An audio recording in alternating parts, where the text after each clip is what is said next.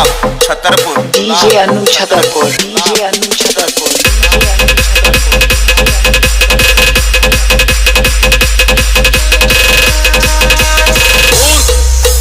चरण पकड़ने हैं तो जाकर श्री राम के चरण पकड़, जिनके चरणों में मुक्ति का द्वार है।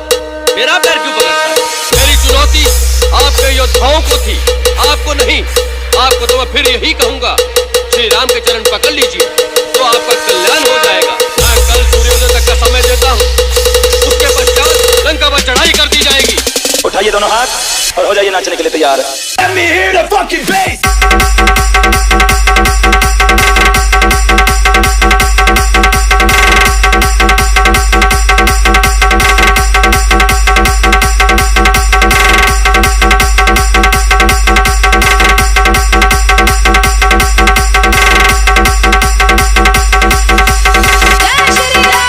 Three, two, one, jump.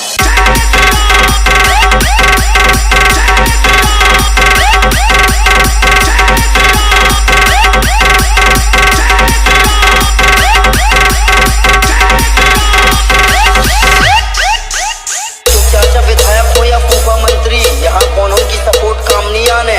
नजरें झुका के बड़े अदब से बात करियो, हमसे तुमको जवान नहीं लड़ाने। और हमारे जनपद में आए सब पहले अपने हाय हेलो की बत्ती बना के जेब में डाल लियो। गाय से ऐसे आकर तुम्हें राम ही राम आसान है। गुलाब Chhatarpur DJ Anu Chhatarpur DJ Anu Chhatarpur.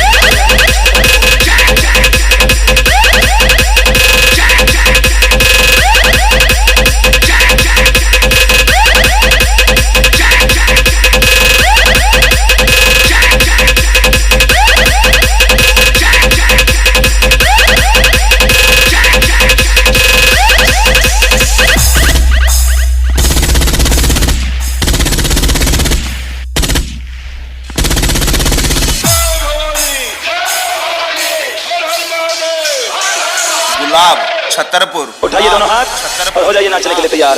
Let me hear the fucking bass.